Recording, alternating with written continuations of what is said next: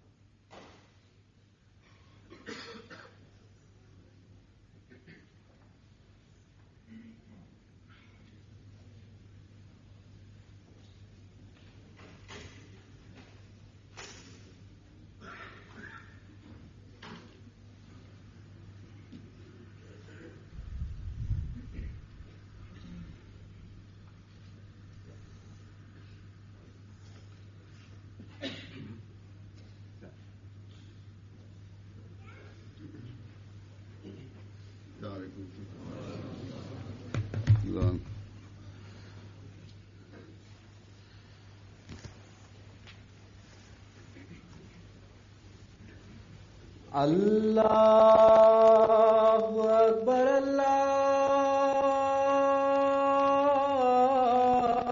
अकबर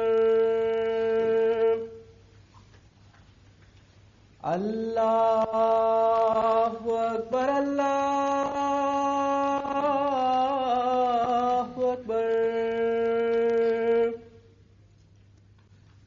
अशहदु अल्ला इलाहा इल्लल्लाह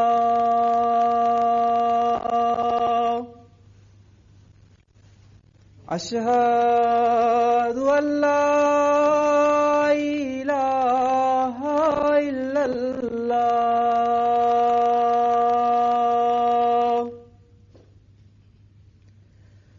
अशहदु अन्ना मुहम्मदर रसूलुल्लाह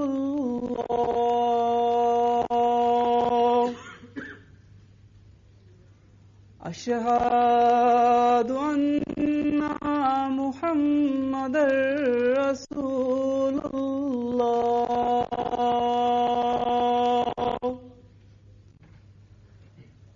हय्या अलस सलाह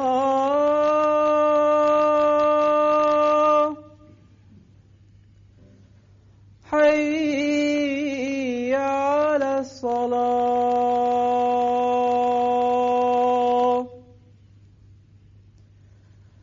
हय्या अलल फलाह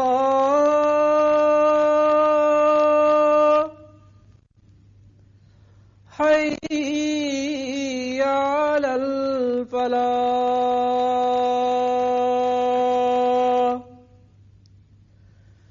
अल्लाहु अकबर अल्लाहु अकबर ला इलाहा इल्लल्लाह।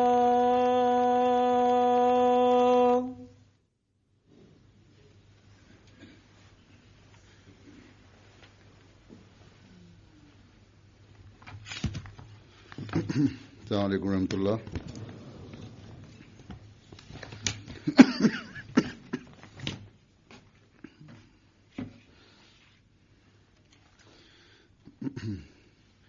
अशहदु अल्ला इलाहा इल्लल्लाह वहदहु ला शरीका लहु व अशहदु अन्ना मुहम्मदन अब्दुहु व रसूलुहु अम्मा बादु फ़अऊज़ु बिल्लाहि मिनश शैतानिर रजीम बिस्मिल्लाहिर रहमानिर रहीम अल्हम्दुलिल्लाहि रब्बिल आलमीन अर्रहमानिर रहीम मालिकि यौमिद्दीन इय्याका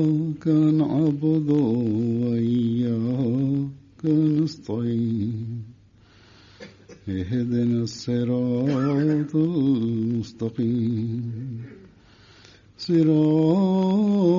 الذين أنعمت عليهم غير المغضوب عليهم ولا الضالين قل أمر ربي بالقسط وأقيموا وجوهكم عند كل مسجد وادعوه مخلصين له الدين كما بدأكم تعودون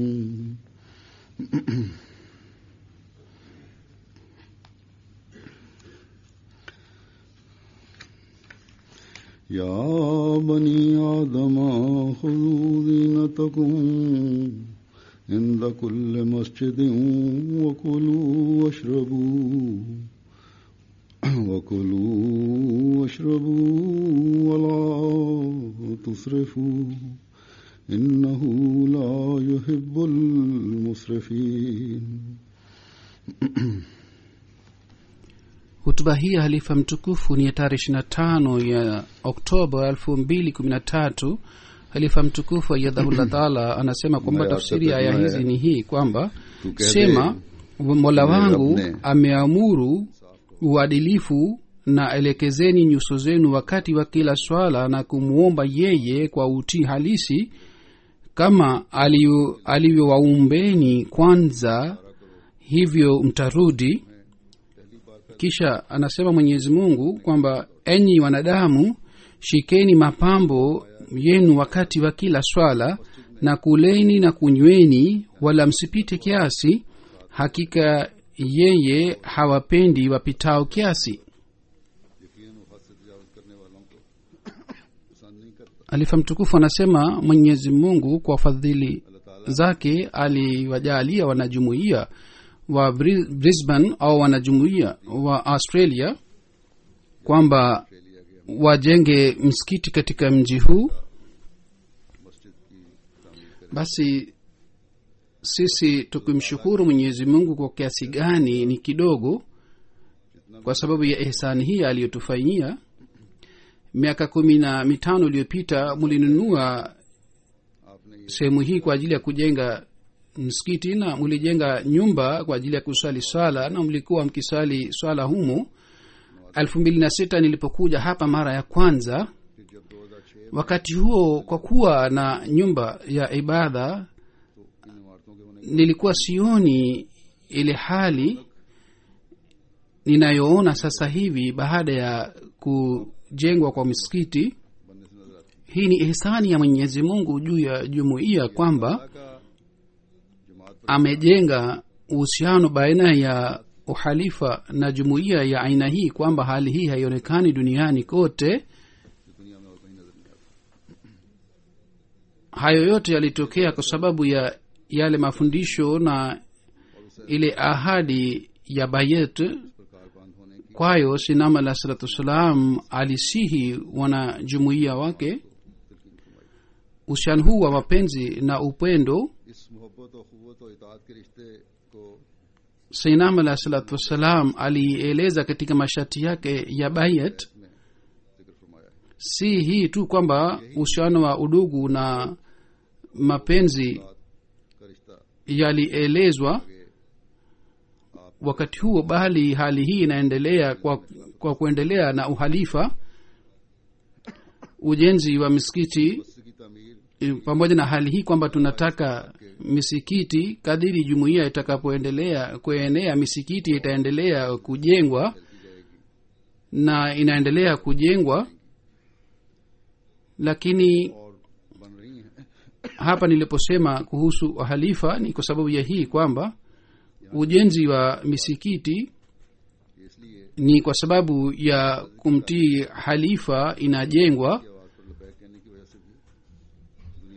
Kwa kawaida duniani kote na nasihi jumuiya zote kwamba wajenge misikiti, kwa sababu hii kwamba misikiti ni njia ya mahubiri.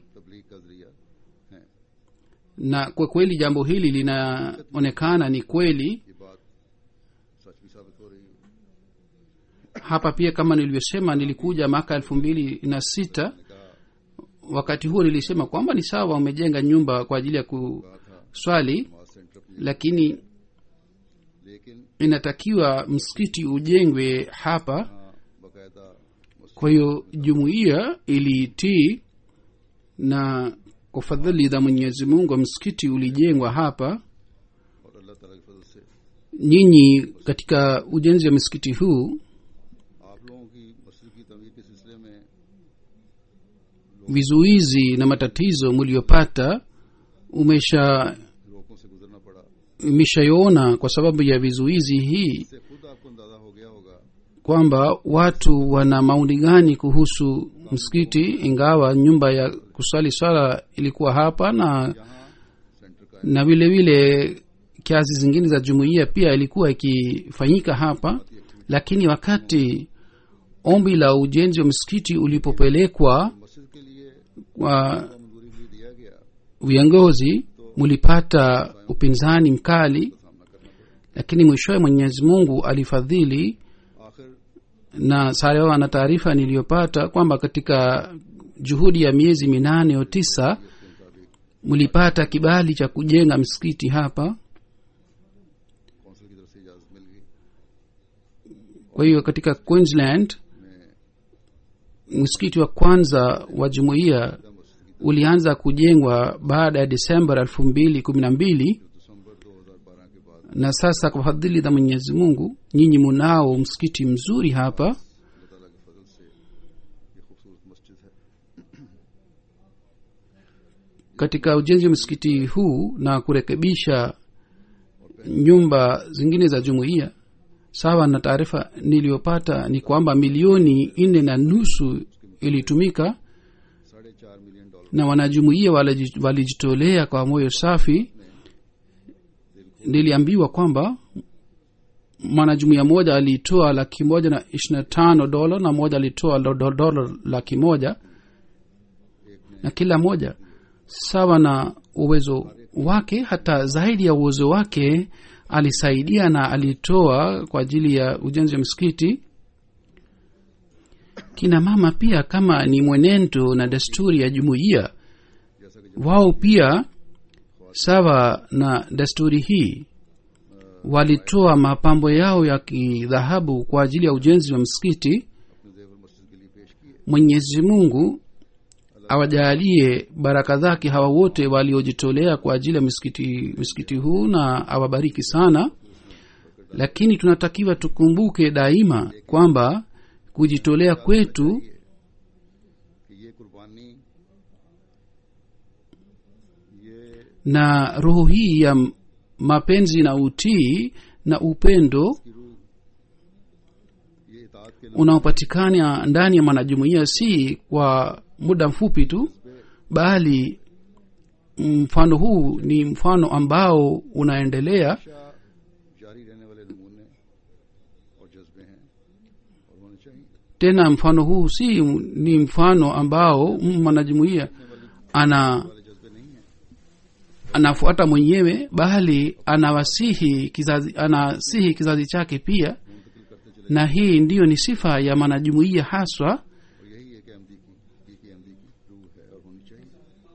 na jazba hii inaweza kuendelea और ये जज्बे wakati sisi tutakapozingatia amri zote za Mwenyezi Mungu, ताला के हुक्मों पर तवज्जो देने वाले, wakati tutakapojenga uhusiano mzuri na Mwenyezi Mungu, खुदा से wakati tutakapotimiza haki ya ujenzi wa msikiti, जब हम मस्जिद का हक अदा करें, wakati जब हम tutakapotimiza haki ya kujiunga na सादे की imamu wa zama hizi, अदा करने वाले, na sisi tunaweza kutumia haki ya msikiti huu हम उस वक्त wakati tutakapozingatia बन सकते हैं। mambo haya yote kila wakati katika maisha yetu.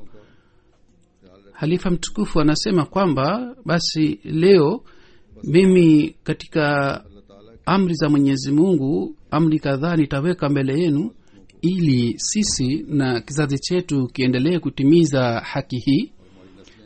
Aya nilizozisoma चली जाने वाली बनी hapo awali ni aya za sura al araf 30 na 32 na aya hizi ni kuhusu misikiti.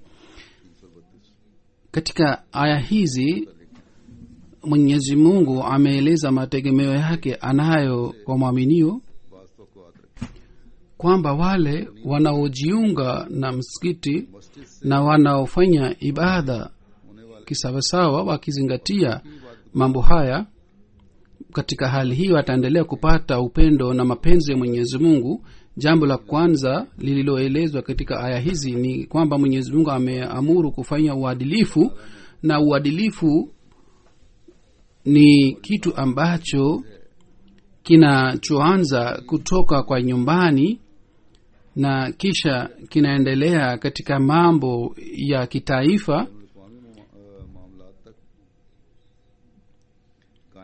Hiki ni kitu, kwa sababu ya kupatikana kitu hiki, amani inaweza kupatikana duniani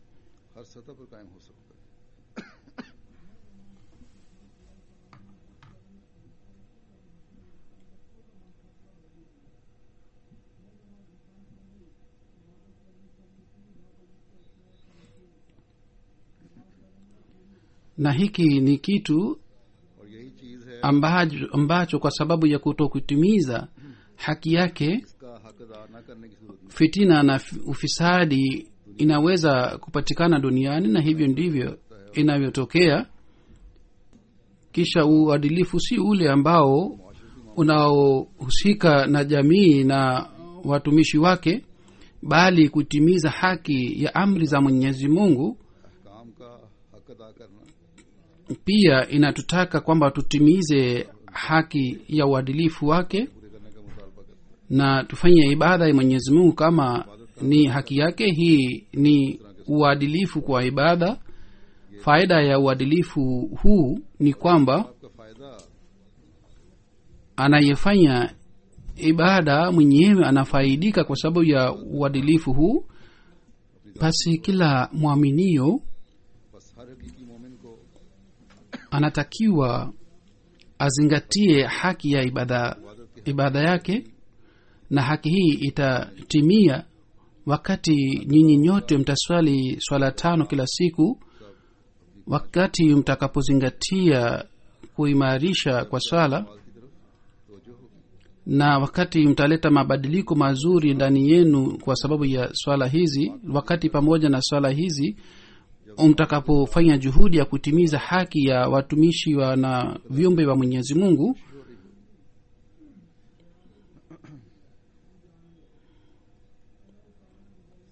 haki za viumbe ni kama mume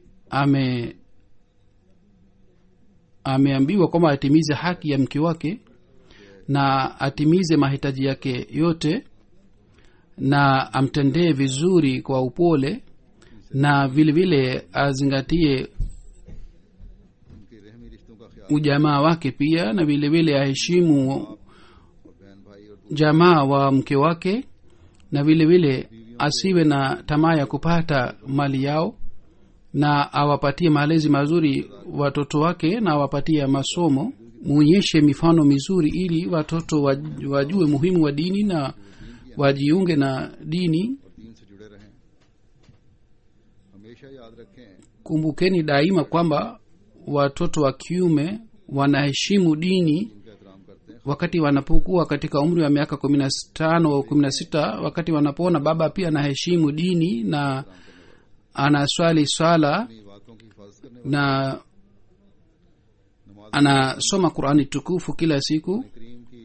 Kwa kawaida nimeona kwamba kina mama wanajali sana kuhusu dini ya watoto wao, au angalau wananiambia hali yao hii, na wananiomba kwamba niwaombee watoto wao. Vile vile kila mke ana lazimika kutimiza majukumu yake, na kwa ajili hii anatakiwa afanye uadilifu. Mwanamke amepewa jukumu la kuangalia nyumba, kwa hiyo mnatakiwa muelewe majukumu yenu ni nini, pamoja na kuheshimu mume inatakiwa muheshimu jamaa zake pia na muzingatie malezi ya watoto katika तरबियत और निगरानी करें। mazingira haya hasusan में खास तौर पर बच्चों की तरबियत wazazi wanatakiwa wawe na fikira sana ya malezi ya watoto wao na kuna haja sana ya kuzingatia jambo hili. और तवज्जो की जरूरत। malezi haya ya dini ni jukumu la wote wawili, mama na baba. माँ और बाप kuna haja ya kuwaambia watoto kwamba nyinyi ni wanajumuiya, Babar करानी waislamu wanajumuiya. kwa hiyo kwanza kabisa nyinyi muthibitishe kwamba nyinyi ni waislamu wanajumuiya. Ahmadi मुसलमान साबित करना। kuna haja ya kuambia kwamba nyinyi umepewa majukumu yenu. kwa ajili ya hii kwanza wazazi wanatakiwa waelewe majukumu yao. wanalazimika kuambia watoto wao kwamba baina yenu na baina ya watoto wengine inatakiwa tofauti ipatikane. watoto watakapopewa malezi kwa njia hii ndipo watoto wataendelea kujiunga na jumuiya, na hiki ni kitu ambacho kitatimiza haki ya malezi ya watoto kwa uadilifu. wakati wazazi hawaonyeshi mifano yao mizuri na hawafanyi malezi mazuri, katika hali hii wazazi hawafanyi uadilifu. kama kuna swali la uhusiano wa jamii hapa, pia kila mwanamume na kila mwanamke यहाँ भी हर मर्द ambaye anajihisabu katika waaminio अपने आप को मोमिनीन में au anataka yeye aitwe mwaminio, basi ni jukumu lake kwamba wajitahidi kutimiza haki za wengine, एक दूसरे का हक अदा करने की कोशिश करें। yawe mambo ya biashara au mambo mengine. ikiwa किसी भी किस्म के मामले katika haya mambo haya yote wanalazimika kutimiza तकाजे uadilifu. पूरे करने जरूरी है। mwenyezi mungu amefanya jumuiya kuwa mwili, को एक वजूद बनाए na hali ya mwili unaweza kupatikana wakati tutakaposikia uchungu za wengine na tutakapotimiza haki zake, कि हक की अदायगी की तरफ तवज्जो हो। wakati tutakapotimiza haki za uadilifu. जब इंसाफ के kiungo chochote cha mwili kinapouma basi mwili mzima unauma. तो सारा जिस्म तकलीफ महसूस, vile vile tunatakiwa tusikie uchungu wa wengine दूसरे की तकलीफ का na maumivu ya wengine. sayyidina alayhi salatu wassalam amesema kwamba tunalazimika tusikie maumivu ya wengine. और ये हम sisi tunavyowaambia kwamba uadilifu unapatikana hivi, au tunapoeleza kuhusu uadilifu, बातें सुनाते हैं कि इंसाफ na watu wa dunia kwa kusikia maneno haya wanapata athari sana. ये बातें सुनकर tunatakiwa pamoja na hayo tuonyeshe mifano yetu pia mizuri, इसके नेक नमूने भी हमें दिखाने हैं। tuwaambie kwamba haya si mafundisho ya kale, बताना होगा bali कि ये पुरानी तालीम नहीं है। bali huu ni mwenendo wa waaminio siku hizi pia. मौजूदा अमल भी है। juzi wakati wa sherehe ya ufunguzi wa misikiti तकरीब हुई थी। uliofanyika pamoja na wenyeji wa hapa, मुकामी ऑस्ट्रेलियन बाशिंदों के साथ yoyote niliyosema ilikuwa kuhusu hii kwamba ikiwa sisi hatufanyi uadilifu katika kutimiza haki za wanadamu na hatujali kuhusu hii, basi और इसका mambo haya yote, maneno haya yote tunayosema ni bila kuwa na maana yoyote. lakini kama sisi tunatimiza haki zake अल्लाह ताला के na kila kitendo की अदायगी kinachotimiza haki za wanadamu, basi kile kitendo kinakuwa ibada, बन जाता है। na kile kitendo kinaboresha zaidi ile ibada ya kuinama mbele ya Mwenyezi Mungu. कि हुस्न को मजीद निखार देता है। Basi yule Mwislamu ambaye anaona kwamba swala ni muhimu na anaona kwamba ibada ni muhimu sana, इबादत की बड़ी na atakuwa kila wakati kutafuta hali hii kwamba रहेगा कि मैं अल्लाह ताला की kwamba nifanye nitimize haki ya uadilifu kwa viumbe wa Mwenyezi Mungu, और एक Ahmadi na mwanajumuiya anaweza kuelewa vizuri jambo hili kushinda wengine. समझ सकता है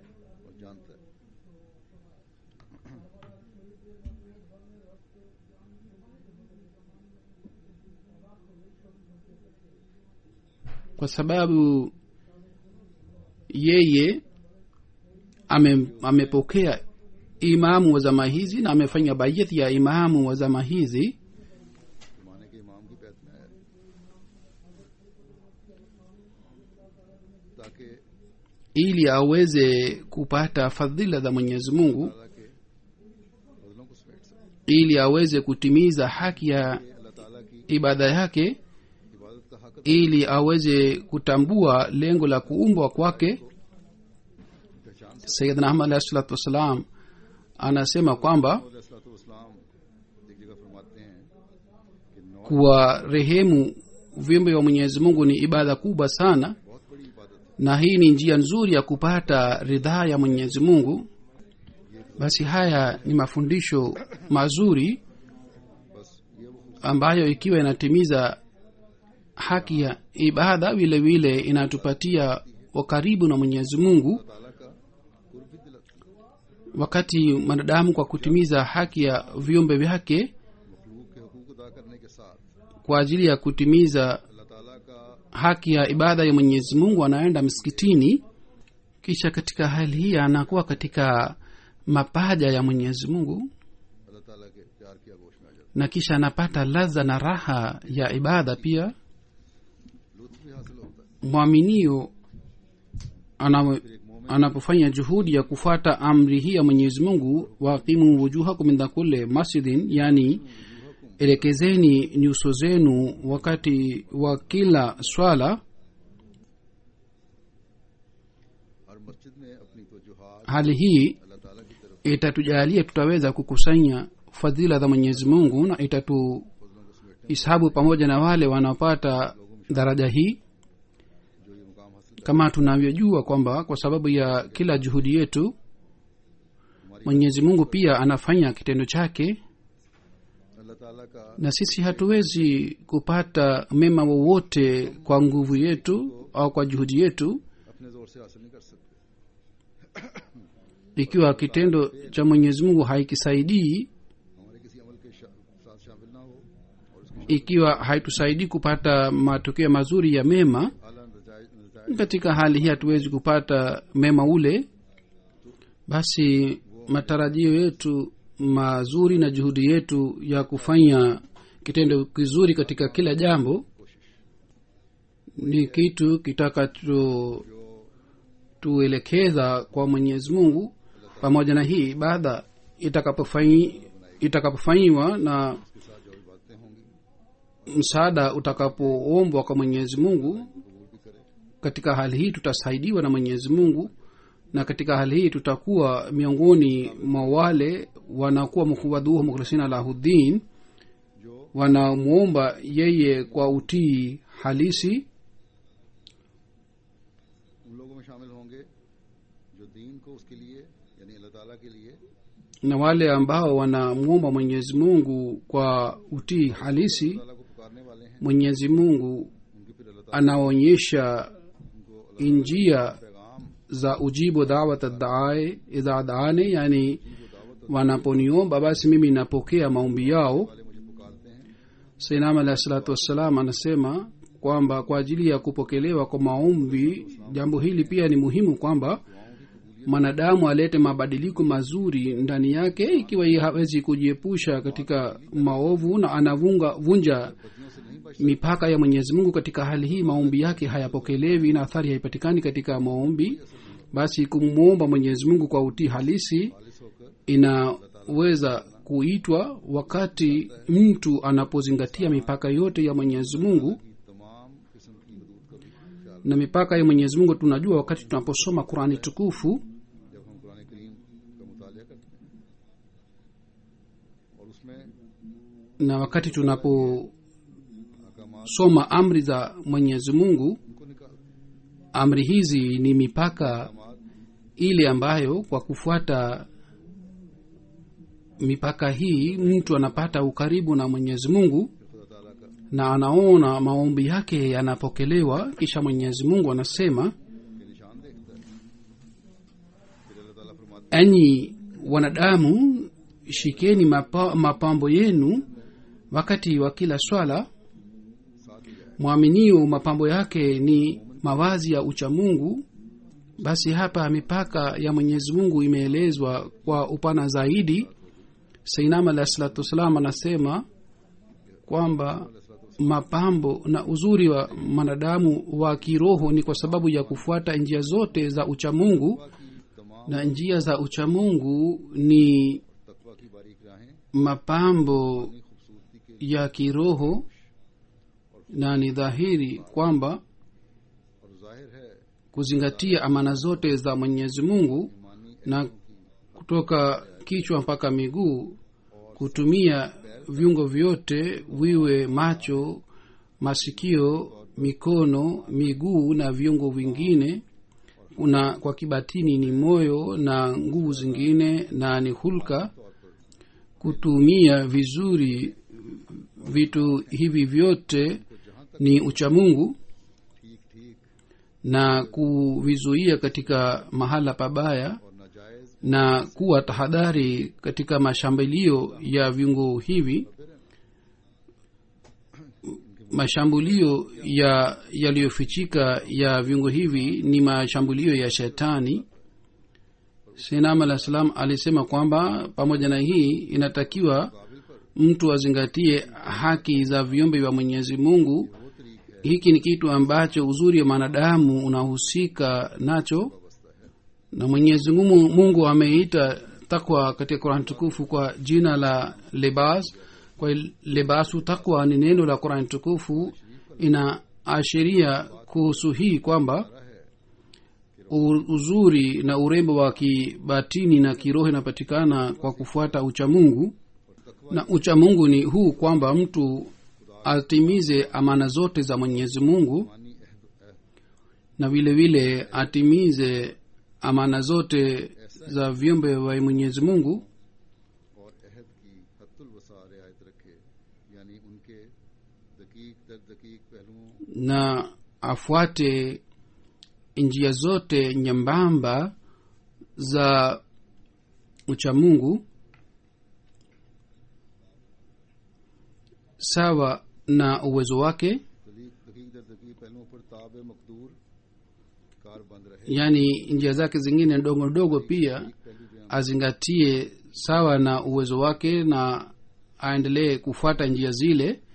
Hazur anasema kama nilivyosema बस जैसा कि मैंने कहा katika maandiko haya, Sayyidina Ahmad alayhi salatu wassalam ameeleza wazi wazi kwamba mnalazimika kuzingatia amana zenu na ahadi zenu. मानतों का ख्याल रखना है और अपने अहदों का Mwanajumuiya amepewa एक अहमदी की ile amana, वो इमानत है ameahidi kwamba atatimiza amana hii ताला की रजा की खातिर kwa ajili ya mwenyezi mungu, na amana hii ni kutanguliza dini juu ya dunia. दुनिया पर मुकदम करना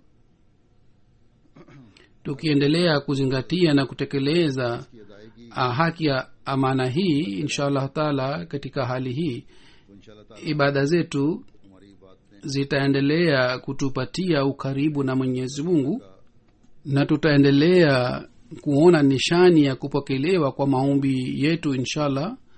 निशान हम देखें Kila kitendo chetu kitakuwa kwa ajili ya kutafuta ridhaa ya mwenyezi mungu. ताला की रजा के हसूल की तलाश में Kuja kwetu misikitini itakuwa kwa ajili ya mwenyezi mungu tu. मस्जिद में आना Baada ya ujenzi wa msikiti, wakati watu watakapoanza kuelekea misikitini, tutatimiza haki ya msikiti, na msifurahi kwamba tumeshajenga msikiti.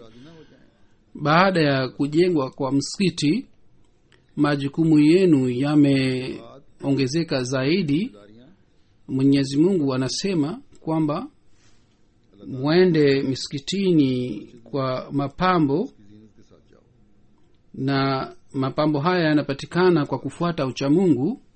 तकवा से निकलता है। अल्लाह ताला फरमाता है Na uchamungu kama nilivyosema, Sayyidina alayhi salatu wassalam ametuelezea kwamba unapatikana wakati उस वक्त जाहिर होता है tunapotimiza haki za mwenyezi mungu na haki za viumbe vyake. और बंदों के हकूक अदा किए जा रहे हैं। wakati tunapofanya juhudi ya kuboresha ibada zetu, wakati tunapohifadhi swala, wakati tunapozingatia utakaso wa msikiti, जब मस्जिद के तकद्दुस watu wengi wanaponisema ni waombee hapa, pia wakati wa kukutana nami watu wananiomba ni waombee. Miongoni wa hawa, kwa kuona nyuso zao, inaonekana waziwazi kwamba के चेहरों से पता wao wanasema tu kwa maneno, कि wao wenyewe hawafuati wanayosema, wao wenyewe hawazingatii maombi, hawazingatii kuswali swala. Wakati nilipowauliza au napowauliza, जब भी मैंने उनसे पूछा je, nyinyi wenyewe mnaswali swala 5, basi wanaanza kutafuta udhuru ya hapa na pale. तो टाल मटोल वाला जवाब होता है। ये जो तसव्वुर है Maoni haya kwamba museme kwa ajili ya maombi lakini nyinyi wenyewe msifanye maombi ni maoni ambayo hayafai hata kidogo. Ujaji wa Sinama alayhi salatu wassalam ni kuuisha Islamu na kuumba ardhi na mbingu mpya, na lengo hili haliwezi और ये मकसद kutimia wakati kila mmoja wetu awe mwanamke, mwanamume, mzee au mtoto, kwa kufuata uchamungu hatimizi haki za amana za Mwenyezi Mungu की इमानतों का हक अदा करने वाला na hatimizi ahadi zake. तो Ikiwa nyinyi mnaniomba kwamba niwaombe, nyinyi wenyewe pia mnalazimika kufanya maombi na nyinyi wenyewe mnalazimika kuzingatia swala. खुद भी तो नमाज Mtume saa salam pia alimwambia sahaba yake mmoja kwamba unaniambia kwa ajili ya maombi, kwa hiyo ninyi pia ni wewe pia unalazimika kuzingatia swala zote na kufanya maombi. अपने अमल से मेरी मदद Na hii ni lengo la jumuiya za Mwenyezi Mungu, इलाही kwamba kila mmoja ajenge uhusiano wake na Mwenyezi Mungu. Ndiyo maana Sayyidina alayhi salatu wassalam alisema sehemu moja hivi, nimeshawahi kueleza hii hapa katika hutuba yangu, kwamba nyinyi muwe walii na msiwaabudu mawalii. कि वली बनो, वली परस्त न बनो, Yani बनो और कोई kila mmoja ajenge uhusiano wake na Mwenyezi Mungu, अपना खुदा ताला से na jumuiya ya waaminio wasaidiane kwa kuombeana na wajitahidi kutimiza haki zao, watimize haki ya ibada zao na vile vile watimize haki za viumbe vya Mwenyezi Mungu, और मखलूक के भी na wapate hulka ile, kwamba kwa kuona hulka ile watu wengine wavutike. जिससे गैरों की Huzur anasema hapa inatakiwa ikumbukwe jambo hili kwamba kwa kuwa mawali si mradi wake kwamba kila moja atakuwa na ufalme wake, bali mradi wake ni kwamba kila moja ajenge uhusiano wake na Mwenyezi Mungu. कि अल्लाह ताला से ताल्लुक पैदा हो, और ये Hali hii itapatikana wakati जब uhusiano utakapojengwa na uhalifa na वफा का ताल्लुक होगा, mtaendelea kujiunga na jumuiya. जब जुड़े रहेंगे, क्योंकि Mtume sallallahu alaihi wasallam alitoa bishara ya jumuiya ile जमात की तरक्की की ambayo ni jumuiya ya wale ambao wanaendelea kujiunga na jumuiya. Basi mkumbuke kila wakati jambo hili na nasaha hii. इस बात को हमेशा याद रखें। Kama nilivyosema, kwa sababu ya जैसा कि मैंने kujengwa kwa msikiti huu, इस मस्जिद wanajumuiya wanaoishi hapa majukumu yao yameongezeka sana, na jukumu lao ni kwamba wanalazimika kuimarisha msikiti huu, इस मस्जिद को आबाद भी करना है उन्होंने, इसकी na wanalazimika kuleta उस yale mapambo ambayo ni mapambo ya Mwenyezi Mungu, मस्जिद में जो खुदा ताला की नजर में जीनत, na hili pia ni jukumu lenu kwamba mnalazimika kutimiza haki za wengine और एक दूसरे के हकूक भी अदा करनी है, ये भी जिम्मेदारी है आपकी। na kufikisha ujumbe wa Islam katika eneo hili pia ni jukumu lenu. Mkiendelea kutimiza majukumu haya, bila shaka तो यकीनन juhudi mliofanya na mali mliotoa kwa ajili ya ujenzi wa msikiti, माली कुर्बानी tunategemea kwamba itakubaliwa na Mwenyezi Mungu. Mwenyezi Mungu afanye iwe hivi, na vile vile mtaona kwamba mapenzi ya Mwenyezi Mungu yatapatikana. की नजर के Basi kwa fikira hii na kwa wazo hili muje msikitini na muimarishe msikiti huu kwa wazo hili. Katika hadithi moja inapatikana kwamba wale wanakuja misikitini asubuhi na jioni kwa ajili ya swala, Mwenyezi Mungu anaandaa karamu kwa ajili yao. Inatakiwa ikumbukwe hii pia kwamba wakati nafasi inapatikana baina ya sala moja na nyingine,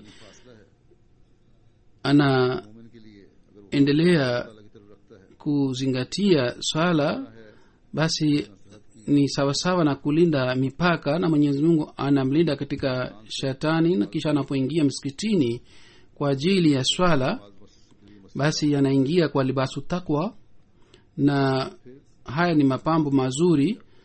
Basi katika dunia hii kupata hali hii ni jukumu la mwanajumuiya, na kila mmoja anatakiwa aelewe jukumu lake hili. Tutakapoelewa jukumu hili na tutakapolinda ibada zenu na tutakapoingia msikitini kwa mapambo yanayopendwa na Mwenyezi Mungu, katika hali hii tutapata fadhila za Mwenyezi Mungu zaidi kuliko zamani. Katika aya ya pili Mwenyezi Mungu alisema hii pia, kulu washrabu wala tusrifu innahu la yuhibbul musrifin, yani umsipite kiasi katika hali hii, kwa sababu Mwenyezi Mungu hawapendi wapitao kiasi.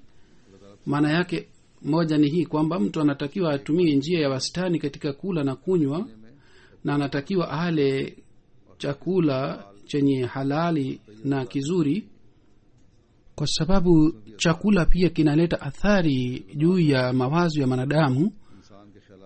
Kisha ni hii pia kwamba kula kupita kiasi zaidi inamfanya mtu kuwa mvivu sana. Usiku mtu akila chakula sana na lala kiasi hiki kwamba asubuhi hawezi kuamka kwa ajili ya swala. Kisha katika sehemu nyingine katika Qur'an tukufu Mwenyezi Mungu amesema kwamba wasiokuwa waaminio alama yao ni hii kwamba kila wakati wanazingatia mambo ya kula tu, na wao wanafanana na wanyama kwamba kula na kunywa ni lengo lao, lakini lengo la mwaminio ni kubwa sana, na lengo la mwaminio ni kumwabudu Mwenyezi Mungu. Mwenyezi Mungu ameumba vitu vyote halal na tayyib kwa ajili ya faida ya mwanadamu, lakini haitakiwi kwamba awe na lengo la kupata dunia. Anatakiwa apate faida katika dunia, lakini asiwe na lengo lake hili, na lakini lengo lake linatakiwa liwe ridhaa ya Mwenyezi Mungu. Hii inaweza kutokea wakati hatumii kupita kiasi na hatangulizi dunia, na dunia haiwi kizuizi katika ibada ya Mwenyezi Mungu. Ikiwa kula na kunywa inakuwa kizuizi katika ibada na mambo ya dunia yanakuwa kizuizi katika ibada, basi jambo hili ni sawasawa na kutumia kupita kiasi, na jambo ya wasitani ni jambo ambalo linapendwa na Mwenyezi Mungu. Mwenyezi Mungu hatuzuii kwamba tusichume dunia, bali Mwenyezi Mungu amewakumbusha waaminio kwamba wanatakiwa wafanye kazi, na wanatakiwa kuwafanye kazi kwa uaminifu na kwa uangalifu sana. Lakini kuchuma dunia inasababisha kusahau dini na inatughafilisha katika swala. Katika hali hii mtu anakosa rehema na baraka za Mwenyezi Mungu. Mwenyezi Mungu atujalie kila mmoja wetu asiwe na israfu ya aina hii ambayo inatupeleka mbali katika Mwenyezi Mungu. Hii ni ihsani ya Mwenyezi Mungu kwamba wingi wanajumuiya wanaelewa majukumu yao haya, na kama nilivyosema wakati nilipoeleza kuhusu kutoa mali katika njia ya Mwenyezi Mungu, wanajumuiya kwa fadhili za Mwenyezi Mungu wanatoa sana na wanaelewa lengo la kutoa katika njia ya Mwenyezi Mungu. Hawatumii juu ya nafsi zao tu.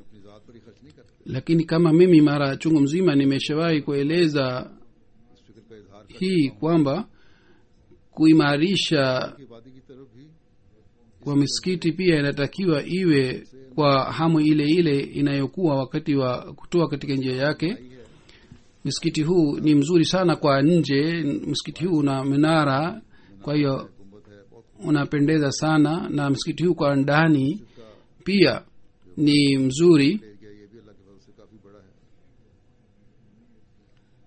Na nimeshawahi kueleza kuhusu ukumbi pia kwamba kuna हाल का भी मैं जिक्र ukumbi na umefanywa किया है, यहाँ पहला पुराना हॉल, उसको भी ukarabati, kwa hiyo unapendeza sana.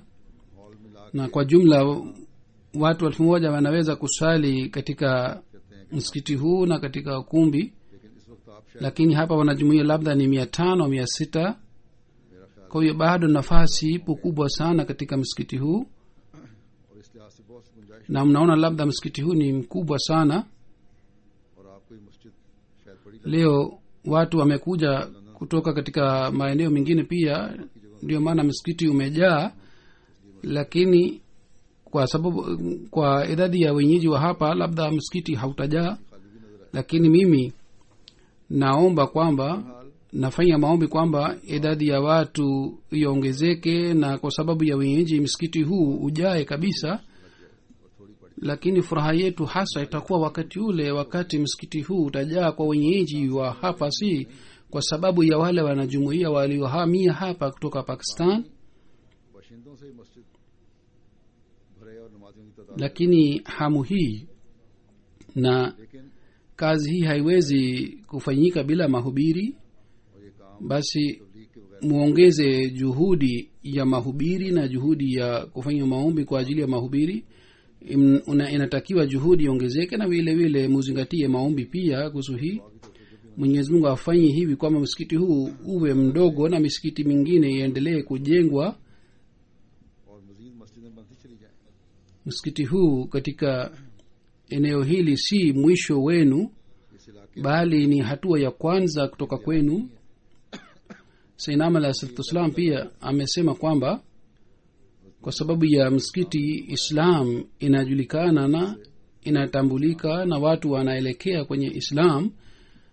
Mwenyezi Mungu ajalie kwamba wenyeji waweze kuelekea haraka iwezekanavyo katika Uislamu, na inshallah taala watu wataelekea kwenye Islam. और इंशाअल्लाह ताला Huzur anasema kwamba sehemu yoyote duniani misikiti yetu ilipojengwa kwa sababu ya ujenzi wa misikiti, Islam ilijulikana zaidi. कई गुना बढ़ा Na nimeshawahi kusema kwamba sasa nyinyi muelewe jukumu lenu, kwa sababu ya समझें msikiti huu कि इस तारुफ की वजह से watu wataanza kuwachunguza zaidi kuliko zamani. क्योंकि लोगों Nyinyi ambao umekuja kutoka Pakistan, kwa sababu ya hii kwamba kule से आए हैं, nyinyi hamna uhuru wa kufanya ibada misikitini, मस्जिदों में इबादत नहीं कर सकते, mmehamia hapa kwa sababu kule nyinyi इसलिए आए हैं hamwezi kusema कि अपने आप को kujiita Waislamu waziwazi, na hamwezi kueleza मुसलमान होने का इजहार imani yenu. Basi sasa kwa kupata हासिल lengo hili na kwa kufanya juhudi kwa ajili ya hii muweze kupata mapenzi ya Mwenyezi Mungu, बने na kwa ajili ya hii mnatakiwa muwafikishia watu ujumbe wa Islam. पैगाम पहुंचाएं। Nyinyi wengi wenu ambao umekuja hapa si kwa sababu ya sifa zenu za binafsi, bali kama nilivyosema ni kwa sababu ya upinzani wa jumuiya unapatikana kule Pakistan. Pakistan में Kwa hiyo muwaambie vizazi vyenu pia नस्लों को kwamba ये एहसास दिलाएं कि अल्लाह ताला के इस एहसान tunaweza kutimiza shukrani ya ihsani ya Mwenyezi Mungu wakati tutakapoelekea misikitini na tutakapotimiza haki ya ibada za Mwenyezi Mungu na tutakapofanya mahubiri. Siku hizi pia kesi inaendelea kufanywa dhidi ya wanajumuiya मुकदमा पाकिस्तान में इसी तरह kila siku, na hivi बड़े मजे का खेल majuzi nilikuwa naangalia posta, डाकुओं में देख रहा था। nilisoma barua moja kwamba करवाई गई। kesi ilifanywa kwamba mtu mmoja alisema kwamba niliona minara moja nilipokuja karibu na ule minara nikajua kwamba msikiti ule ni wa wanajumuia. kwa hiyo moyo wangu ulijuruhika sana, मेरे जज्बात मजबूर हो गए।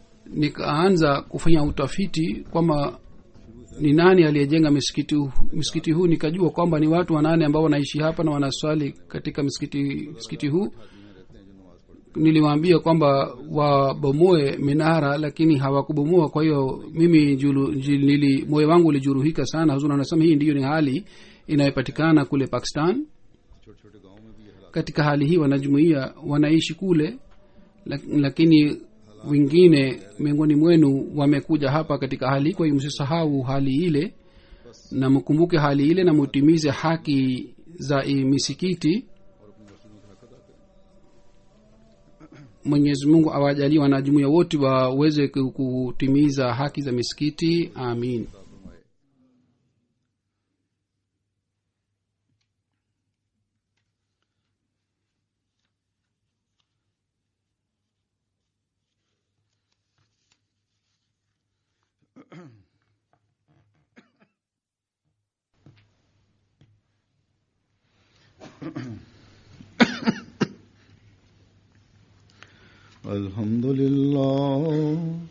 الحمد لله نحمده ونستعينه ونستغفره ونؤمن به ونتوكل عليه ونعوذ بالله من شرور أنفسنا ومن سيئات أعمالنا من يهده الله فلا مضل له ومن يضلله فلا هادي له